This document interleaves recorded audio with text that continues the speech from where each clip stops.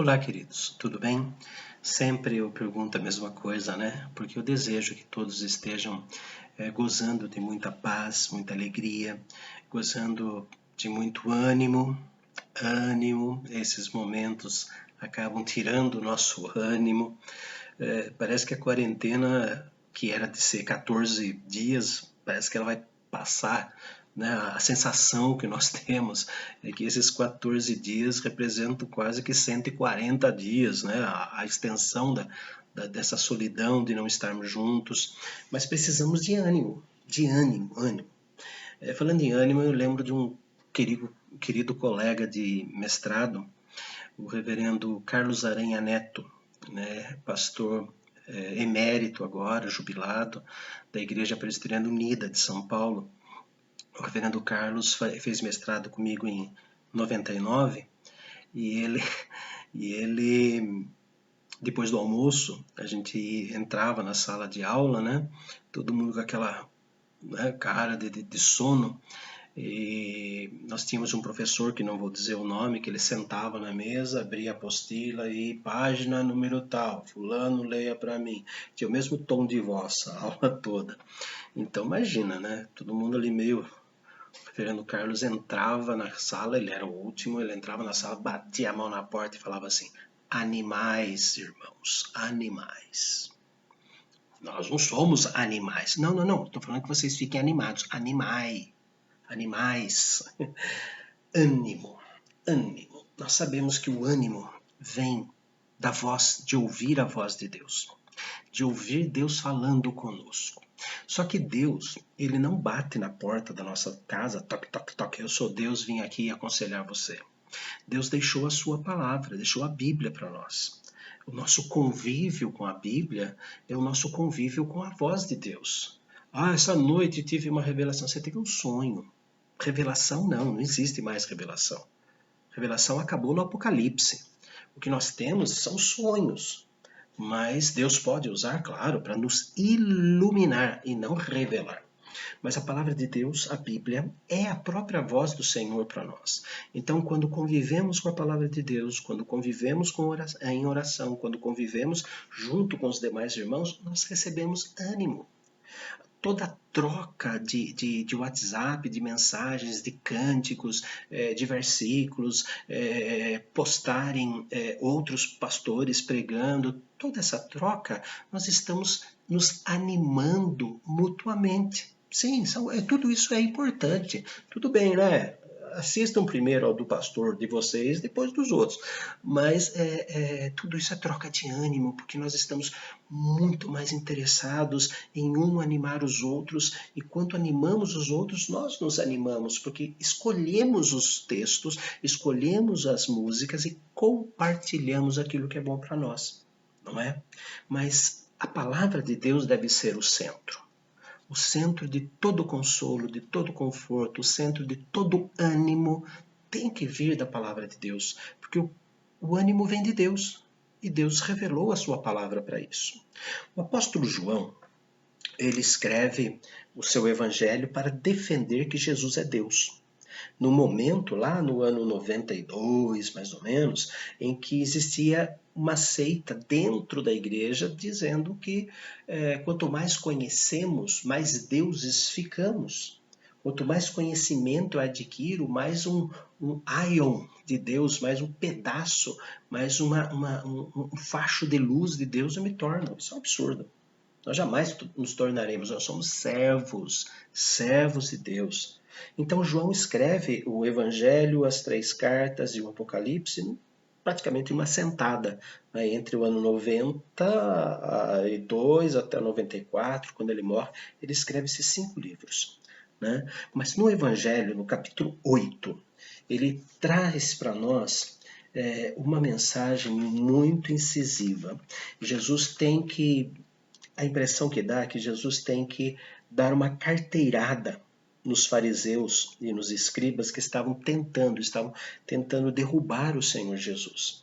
Então, no capítulo 8 do Evangelho de João, do versículo 1 até o versículo 11, ele está falando da mulher pega em adultério. Lá eles tentaram derrubar Jesus. esta mulher foi pega em flagrante adultério, o que a lei diz? Eles queriam, se Jesus perdoasse, é contra a lei de Moisés. Se Jesus falasse, é da lei de Moisés, Jesus seria duas caras. O que Jesus faz? Jesus abaixa e começa a escrever na areia. Não sei o que está escrito ali na areia, existem muitas teorias sobre isso, mas o fato é que Jesus usa uma seguinte frase: quem não estiver em pecado, atire a primeira pedra. Jesus não disse, e muitas vezes decoramos versículos errados, cuidado. Jesus não disse quem não tiver pecados, atire a primeira pedra. Ele disse quem não estiver em pecados. E eles estavam em pecados. Primeiro, tentando a Jesus. Segundo, esconder o homem do flagrante adultério. E terceiro, eles queriam ver Jesus falhar. Outro bloco, que vai do versículo 12 até o versículo 20, Jesus defende que ele é a luz do mundo e que ele está aqui como o brilho da salvação. Do versículo 21 até o 59, que vai ser o nosso enfoque, ele está falando que ele é divino, ele está defendendo a sua divindade, está defendendo a sua missão aqui na terra e ao mesmo tempo falando que os profetas falaram dele. E no versículo que eu quero usar como base é o capítulo 8 de João, capítulo 8, versículo 37. Bem sei que sois descendência de Abraão, contudo procurais matar-me, porque a minha palavra não está em vós. Fariseus tinham que ensinar a Bíblia. Escribas eram os que copiavam a Bíblia o dia inteiro. Eles eram os peritos de cópias. Eles eram as editoras da época, vamos dizer assim. Então eles copiavam. Era o que os escribas faziam. Então eles eram conhecedores profundos, mas ele disse, a minha palavra não está em vós. E a pergunta é, qual é o lugar que a Bíblia ocupa no seu coração? Qual é o lugar? Quero analisar 3 fatos aqui. Que lugar a Bíblia deveria ocupar o coração do homem? Que lugar? Primeiro, o interior. Lá no seu interior, guardo no coração as tuas palavras para não pecar contra ti. Um lugar de honra, deveria receber atenção, reverência, fé. Capítulo 8 mesmo, versículo 47 diz: quem é de Deus ouve as palavras de Deus. Por isso, não se dais ouvidos, porque não sois de Deus. Quem é de Deus ouve a palavra de Deus. É um lugar de honra. É um lugar de confiança. Ali nós depositamos confiança na palavra de Deus. É um lugar de amor. Nós temos que amar a palavra de Deus. Segunda pergunta, por que ela não está em muitos corações? Se o lugar da palavra de Deus é dentro do meu coração, ela deve ocupar o meu coração, deve ocupar um lugar muito íntimo, muito dentro de mim, um lugar de honra em mim, um lugar de confiança, um lugar de amor. Por que ela não ocupa o coração de muitas pessoas? Porque essas pessoas estão mais ocupadas com as coisas do mundo do que com as coisas de Deus. Porque a palavra de Deus não é uma palavra nova, não é uma novidade, todo mundo gosta de moda e de novidades. Por isso que tem muitos crentes que ficam pulando de uma denominação para outra, onde aparece milagre, onde aparece Bereshit bara Elohim et Shammai et Haaretz, onde aparecem línguas. Então eles correm, onde fazem milagres, então eles correm, abandonam a segurança de suas igrejas doutrinárias, segurança doutrinária, e vão caçar. Lembra do crente chuchu? É porque eles estão querendo novidades, e a Bíblia não tem novidade. É uma história só. Porque só foi uma vez que Deus demonstrou amor por nós, não é? Na cruz. Os homens estão demasiadamente ocupados. Ela surge comum, normal, Não tem novidade nenhuma. Ou os homens se julgam sábios demais para usar esse livro de histórias da carochinha. São sábios demais, eles sabem fazer tudo, são autossuficientes. Coronavírus que o diga. Deus puxou o tapete de todo mundo.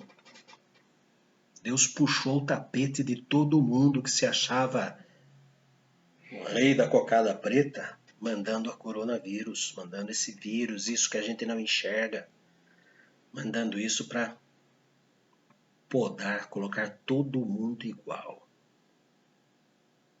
E os que zombam do poder de Deus através do coronavírus, que abram os olhos.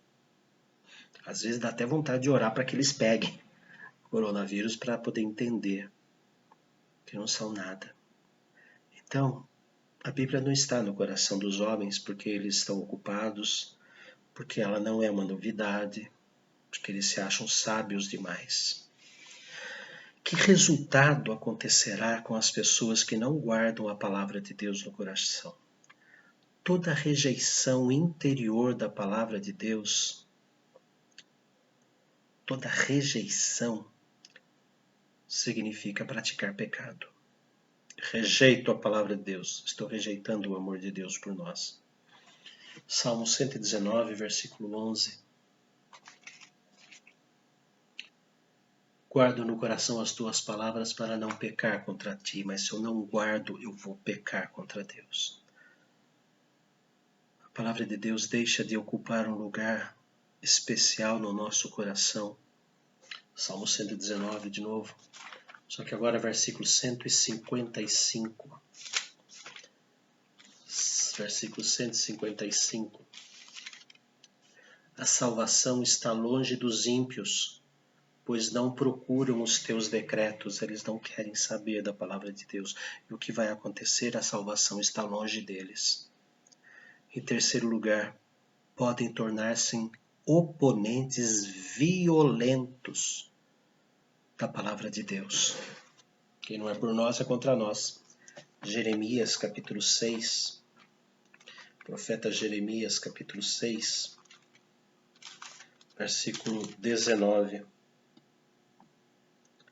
Ouve tu, ó terra, eis que eu trarei mal sobre este povo, o próprio fruto dos seus pensamentos, porque não estão atentos às minhas palavras e rejeitam a minha lei.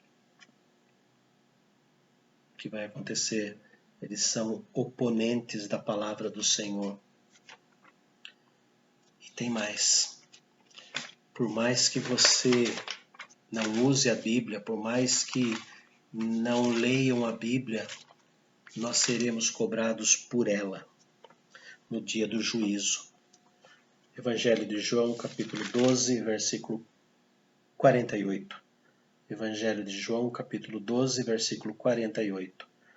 Quem me rejeita e não recebe as minhas palavras, tem quem o julgue. A própria palavra que tenho proferido, essa o julgará no último dia.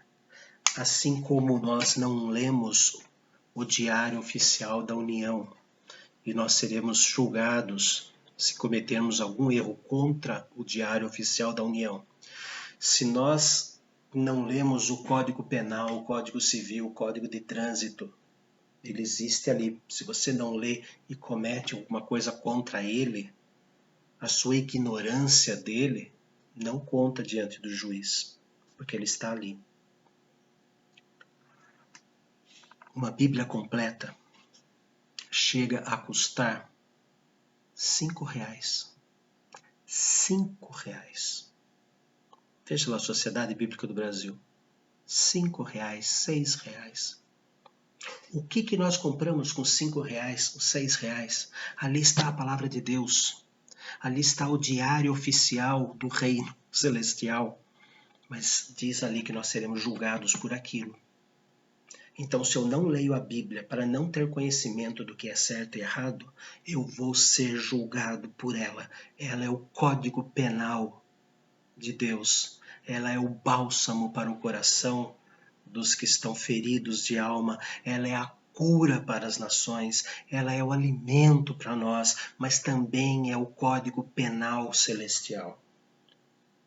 Aquele que desconhece a palavra, aquele que não põe a palavra no lugar certo, está cometendo um grande pecado, um grande erro.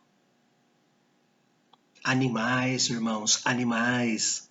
Nós, quando lemos a palavra de Deus, temos o próprio autor traduzindo as palavras para nós. Animais, irmãos. Quando nós pegamos a Bíblia, nós temos que orar e dizer: Senhor, eu quero ouvir a tua voz na leitura da palavra. E lemos, estudamos, meditamos, depois oramos. Senhor, acabei de ler a tua palavra, me alimente, me dê ânimo. É para isso que ela existe. É para isso que ela está nas nossas mãos. Oremos. Pai amado, queremos engrandecer o teu nome pelo privilégio de ter a tua palavra, a Bíblia, diante de nós. Quero rogar também que a cada momento em que os teus filhos forem ler a tua palavra, eles orem, busquem a tua presença para ler e assim possam entender o que está escrito e ouvir a tua voz na leitura. Senhor, alimenta cada um de nós e nos dê ânimo para enfrentar as dificuldades da vida. Em nome de Jesus. Amém. Animais, irmãos, animais. Sejam animados e animem os outros também. Deus abençoe.